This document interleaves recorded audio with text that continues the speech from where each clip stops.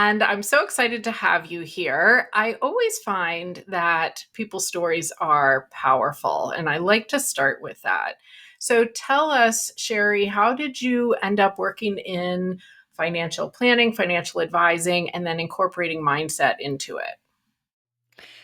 I think I'm one of the few that I graduated college with a degree in what I'm actually doing. It feels like so often we have our education and then we go on a different path and we wind up somewhere else. Um so when I finished college, I went for finance. I have a finance degree, and it just seemed like the logical step to be a financial advisor. So straight out of college, I got the appropriate licenses for that. And to my surprise, no one was giving their life savings to a 22-year-old fresh out of college.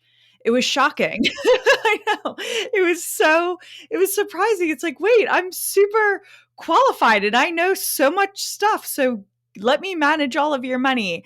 Um, I pounded the pavement for a while and definitely had way more disappointed days than good days. And I knew that this is where I wanted to be, but the time just wasn't right.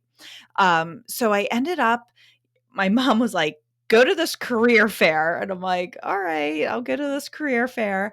And I went to a career fair and I met who was then going to become my new boss, but he was on another side of the industry. So they were actually representing product companies that helped financial advisors choose products for their clients. So it was great because it was kind of like I never even knew that this existed. And it helped me introduce through this position that I ended up being in for 14 years. Um, Introduced me to so many different advisors, and I got to learn so many businesses and right things to do, not so great things to do. And I just always had like kind of that nagging voice in my head going, you enjoy this. This is great. I mean, I traveled, to every state, met thousands of advisors, and it was fun, but it was like, this isn't what you always wanted to do. You wanted to be the advisor. You wanted to work with the end user. So that's when I started my firm about 4 years ago, and um, I took all this knowledge that I had, and what I found was that there was almost a jump from, okay, well, here's your problem and here's the solution without kind of getting to know the client first. So it was like, okay, problem, solution, fix, see you later. But the clients were not necessarily feeling like their problem was fixed because money is emotional. And I Yes. don't know if many advisors really are aware of that, how emotional money is. And I think it's because I'm a woman and women are inherently more emotional about most things. And not that's not a bad thing at all. It means that we are more intuitive and we attach feelings to it.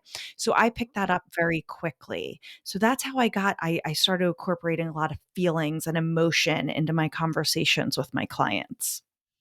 I really love that because I absolutely have experienced what you said, where, okay, you go and meet with an advisor or somebody in that type of role, and here's the problem, and okay, here's the solution, done. That's it. Mhm. And you're right, there's not discussion in the middle. And depending on how we feel about money, we shoot ourselves in the foot related to money, or we want more, or we feel bad about it, then we're going to make totally different decisions. So, yes, this is why I was excited to have you on, because I think I mentioned to you one of our most popular episodes so far was on money mindset, straight money mindset. And so having you come in with this advising angle as well is huge because we can focus on mindset and be practical too, right? Yes, exactly. And it is a mindset, and I think many people don't realize that the way they feel about money or in general, everyone else doesn't feel the same way as them. And it's just like the way our personalities are. Not everyone has the same personality, right? And our personalities are one, we're born with it, but then also it's based heavily on our environment. And the money personality is the same exact way. And you may feel a certain way about money, and you're right, but you're also you're not wrong, but you're not right, right? It's just different than everyone else. So it's important to see, how you got there and acknowledge that you are different. It's not right, it's not wrong, it's just different, and how that money personality impacts you every single day and you don't even Yeah. realize it. Yes. And that's what I want to dive into, actually. So, money personality. When you said this to me before, when we were talking, I was intrigued. Tell us more about what you mean by money personality, because we can guess, but give us a little bit more detail about that.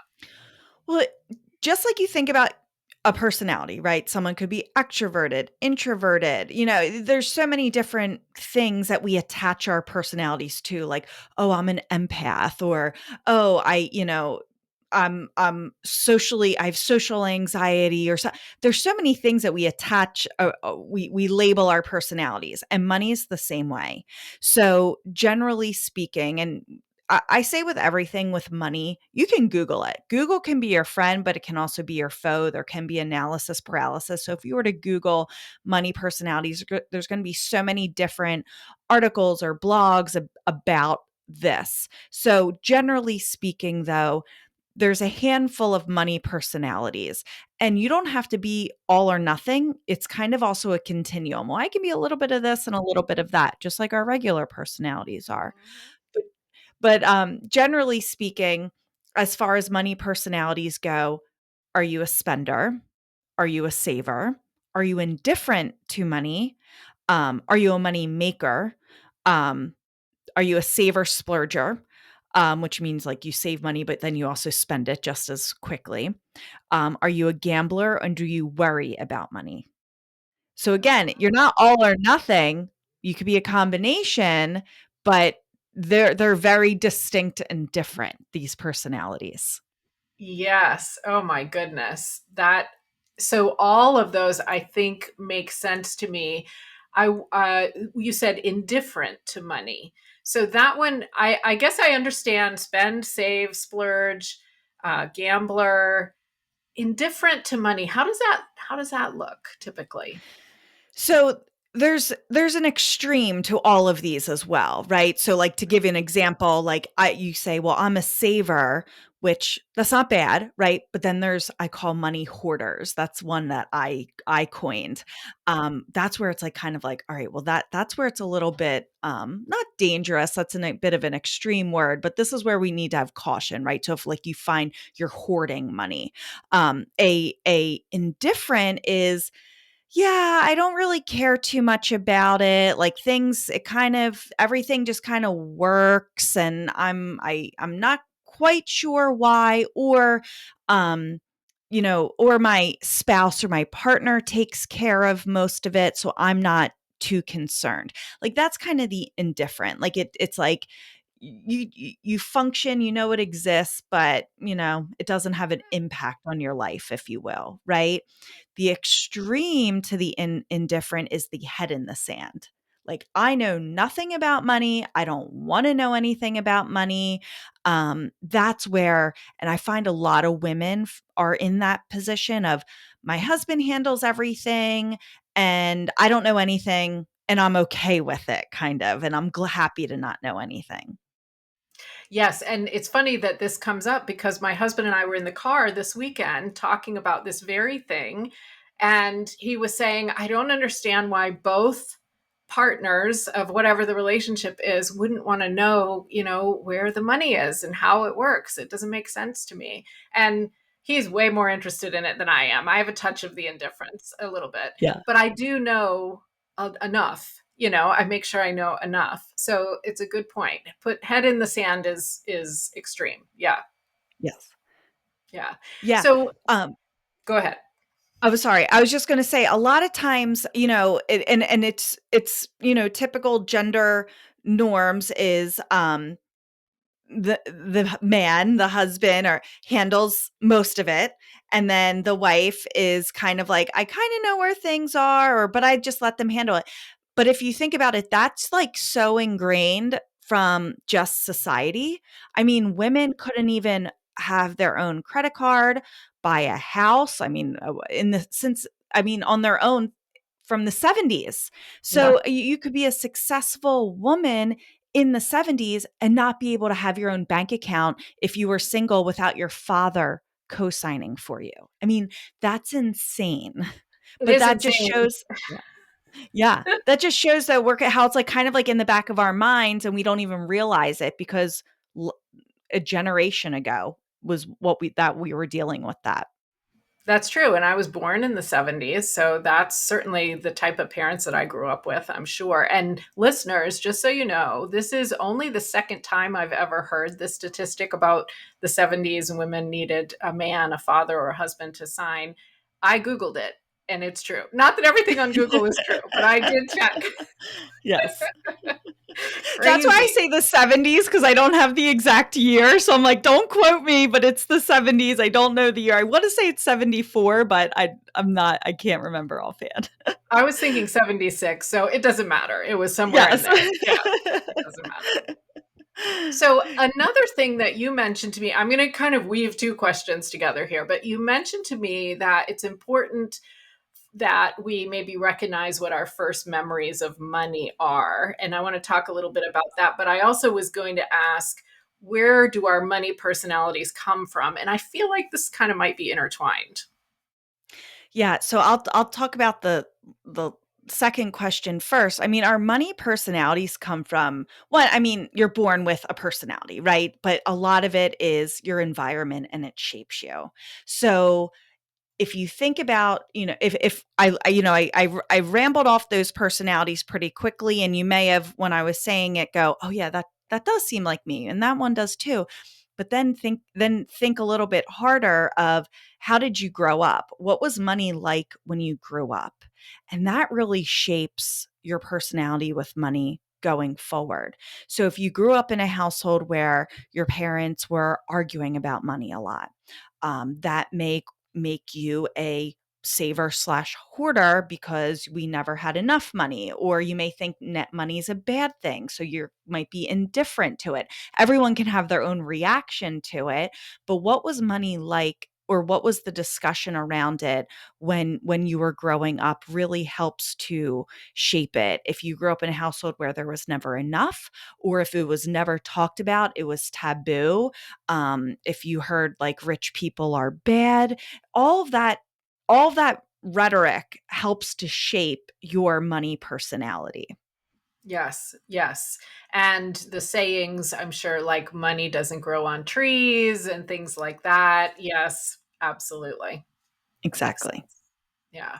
So then, how I'm going to ask you if you care to share what your first money memory is, but then how important is it that we try to figure that out for ourselves?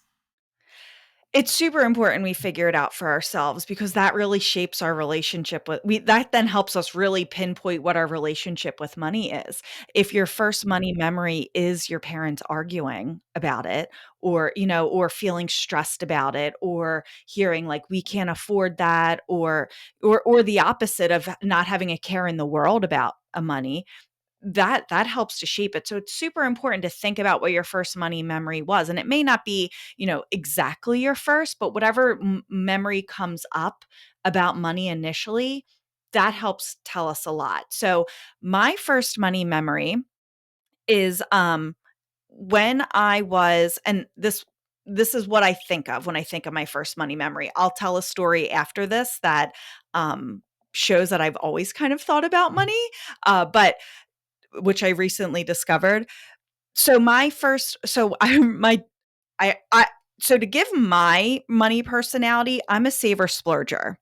I like saving money. I like watching it accumulate, but then I'm going to spend it too. I like spending money. So, and I'll talk about how my husband and I view spending money differently because we're both saver splurgers, but our splurging's different.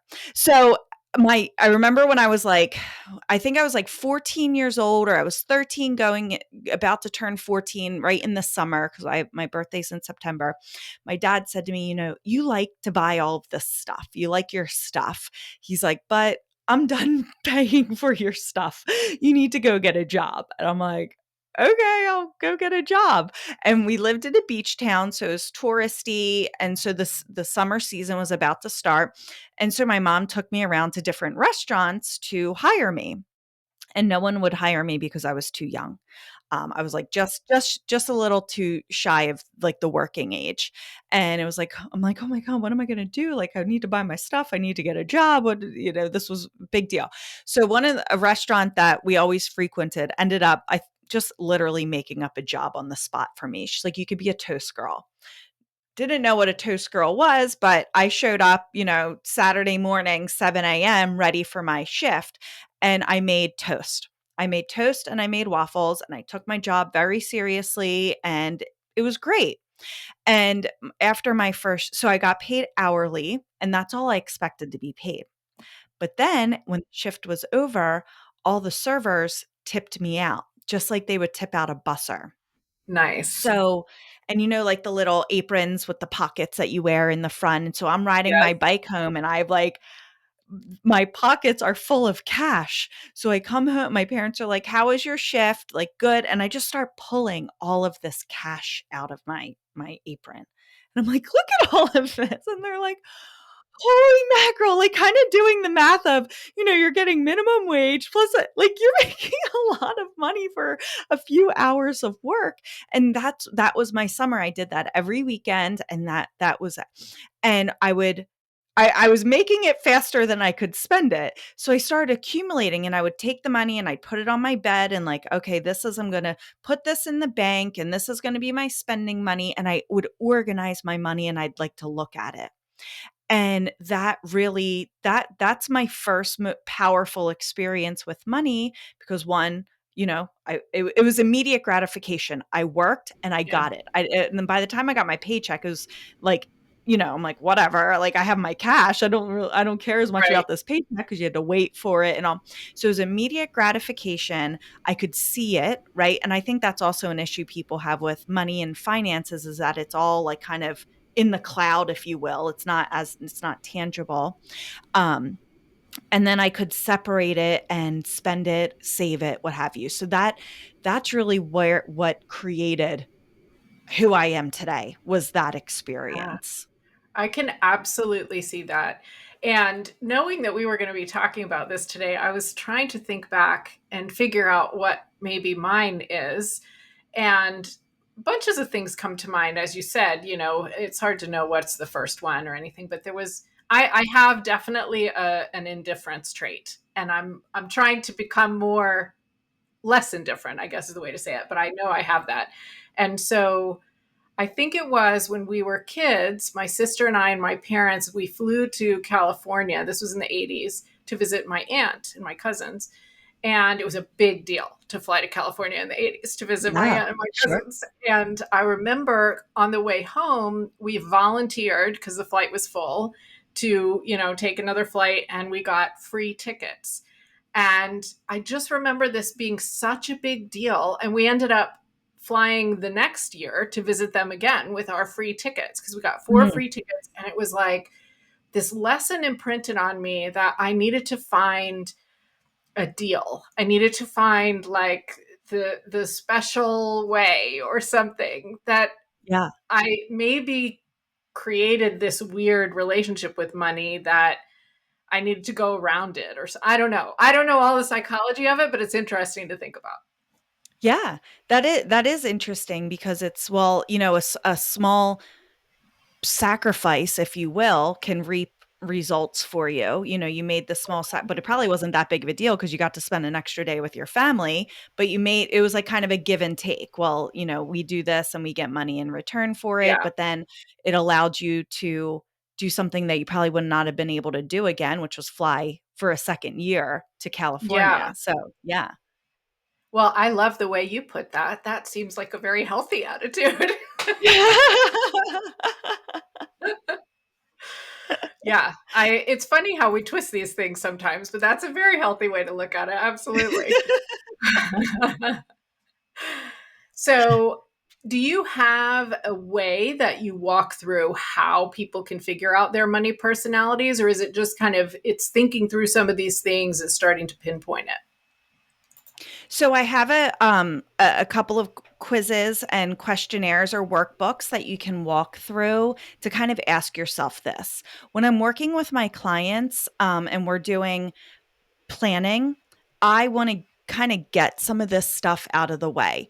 I may not necessarily ask them what was your first money memory, but I can tell very quickly by the information that they share with me what their personality is with money. So then I'm cognizant of that to shape our conversation to speak their language. So if Mhm. they point, if by what they're saying, if they tell me right away and I'm like, oh, slaver saver slash leaning towards hoarder, I need to, not say, okay, we're gonna take everything you have and, invest it, like, because they're gonna freak Right, out, like that doesn't make, right. that's not gonna fit for them.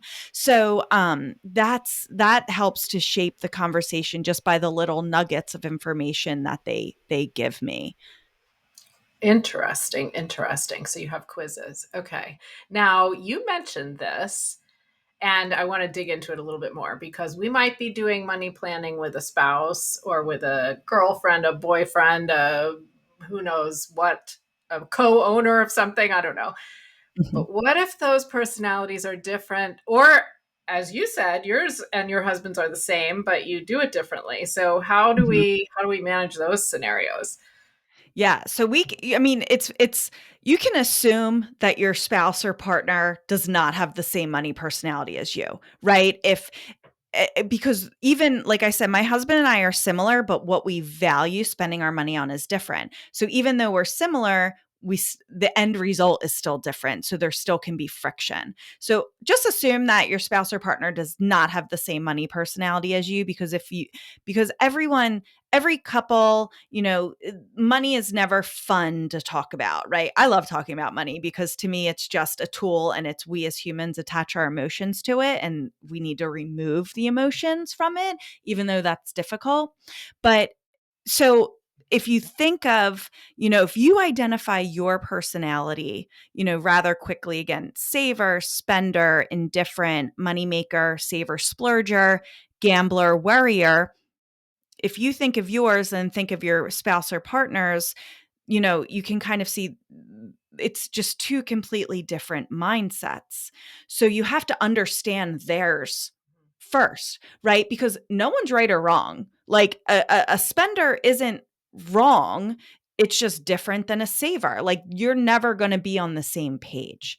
So understanding where the other person is coming from first is super beneficial. So again, you can shape the conversation or, they're not they and help them see your point of view while understanding their point of view. Yes. So um so my husband and I are very much on the same page with what we want to do or how we want our money to work for us and what we want to accomplish. But where we are different, and also even though I talk about this all day every day, it took me a very long time to go, oh, that's how we're different. So we both like to save, we both like to see accumulation, we both, are good for saving our goals, for goals and all of that, but then we like to spend. Budgets, I hate the word budget. The B word is bad, so I like spending strategy, but like budgets and restriction, like that doesn't work for either of us, right? Okay. He thinks it works for him, but he's mistaken. It doesn't work for either of us. But so we both like to spend. But what I like to spend on stuff. I like my dad said, you like your trinkets, you like your stuff. I like gardening, I like decorating. So if say, here, Shari, like we're gonna go shopping, where are we gonna go? We're gonna go to like a decorating place or, pick out, flowers and plants and all of that. Where if you said to him, like, where do you want to go? Like he's gonna go golf or he's going to buy a nice bottle of wine or he's going to buy a nice steak. So he values experiences more and I value things more.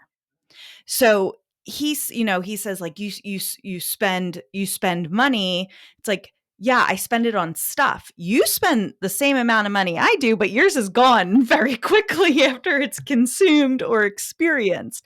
But he sees more value in experiences and I see more value in stuff. So I finally said to him one day, I go, you go out and you golf, and that's how you choose, that's your hobby. And that's great. My hobby is decorating. So, like, I'm going to buy this piece of artwork because that's my hobby. I enjoy searching it out, and finding the right thing. And like, it almost took that to be like, so I'm speaking his language, like, this is my hobby, this is my experience. You can just see my experience for a very, very long time. Yours is gone. Right. Right. so that's just a very basic example, but it's real of how we're similar, but we're different. So we're still speaking a different language. Yes, yes. And so the overarching principle is, as you said, knowing each other's personality, knowing each other's money language. That makes sense. I actually, some number of episodes ago, did an episode on love languages. And it was the same principle. To understand how to share love with someone, you need to know their language. How do they receive it? So, Yeah. same principle. Yeah. Same principle. And I mean, people get divorced mostly because of money issues. So it's just as important to understand that money language that your partner speaks, because in your mind you're right and in their mind they're right. And unless you kind of put yourself in the other person's shoes and their mentality, it's really hard to kind of coexist if you don't understand the way they think. Right. Right. And maybe that in some cases is what makes money feel like a bad thing because it's always Mhm. being argued about. Yeah. Yeah. Yeah, Exactly. that makes sense to me. I think my husband and I are totally different money personalities. And so this is giving me some food for thought now to think Mhm. about.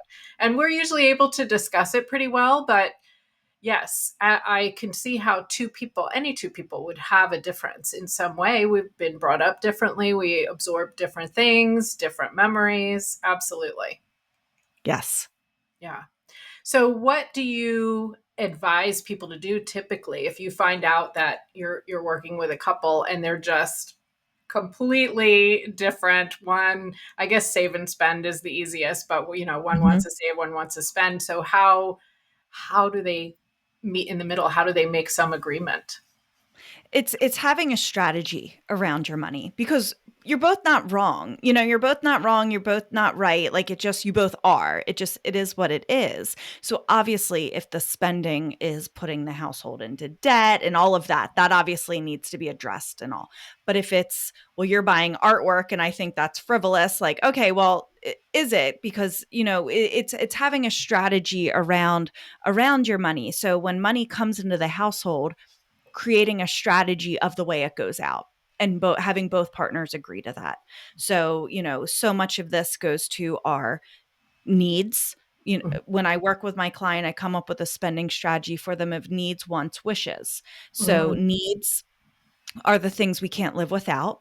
And where traditional budgeting fails us is that budgeting just tells us we only need, housing costs, utilities, groceries, and like car payment. Like, that's all they tell us that we need. It's like, no, I have 4 kids. I have stuff that comes up every day that's a need that might happen once a year, Yes. but we need to plan accordingly. Like, I just had a conversation with a girlfriend yesterday about school supplies, and it's like, do we have to buy like the 5-star brand notebook? Like, is that But it comes up every year. But Yes. it's once a year, but we have to do it. So, what are needs? What are wants? And wants is that's where it's built into the spending strategy, right? Because we need to have quality of life.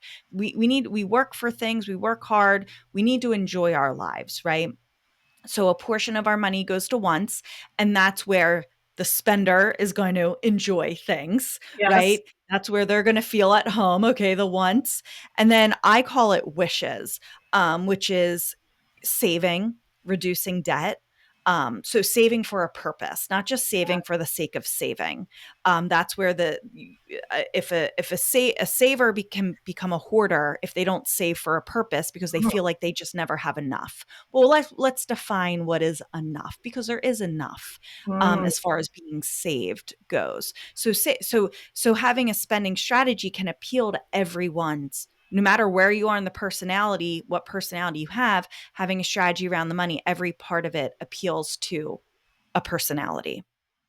I love that. And listeners, rewind for a minute or two and listen to that again, because I think that is really, really helpful. Because you're right. If we don't allow ourselves the wants, then what are we doing? We want to enjoy Yeah. our lives. And I like how you say wishes, because to me, I can see the spending person in this scenario thinking, okay, well, I'm okay with saving because it's going to be for that thing I want to spend it on. And Right. That's vice true. Yes. versa. Yeah, the saving person is happy. Okay, we're going to save this money. Yeah. Yeah. Yeah, I mean, if you think about a vacation or a home renovation, if you were to just say, "Well, I want to redo my kitchen today or in the next month," um, and how are we going to pay for it? The saver's freaking out. Like, how on earth are we going to pay for this? And the spender's like, "Yep, this is great, like fixtures and all of this stuff." But if you save for it, you're appealing to both because the spender's allowing to spend because he or she's spending what you've saved. I So love it creates a lot less stress in what is a stressful situation. Yeah, I love it. And obviously there's all different combinations, but I think that one will make sense to the listeners, because you can definitely imagine people or maybe you're one of these people who just, always wants to save or always wants to spend. So, great example. Awesome. Well, if people are curious to find out more about this, potentially connect with you or work with you, how can they do that? So if you just wanted to find out more about the money personalities, you can go to Money Chic, CHIC dot myflowdesk, FLODESK.com/money personality. And that's where you can learn all about these money personalities and some strategies once you identify what you are to embrace it, maybe tone it down a little bit. And that's where you can get that. Perfect. My I have a podcast myself. It's called Money Chic. Chic stands for confident, healthy, informed, and capable. Love it. And we're talking about topics just like this. And so making money very approachable and fun. So if you are a little indifferent, it helps you to become a little less indifferent. If you are a bit of a worrier, it helps to take the worries away. So it's just a fun conversation about money topics just like this. Love it. Thank you for that. And I will make sure to put the links in the show notes too for both of those. And I think I know my money personality, but I'm absolutely going to take the quiz because I want to try it out. Perfect.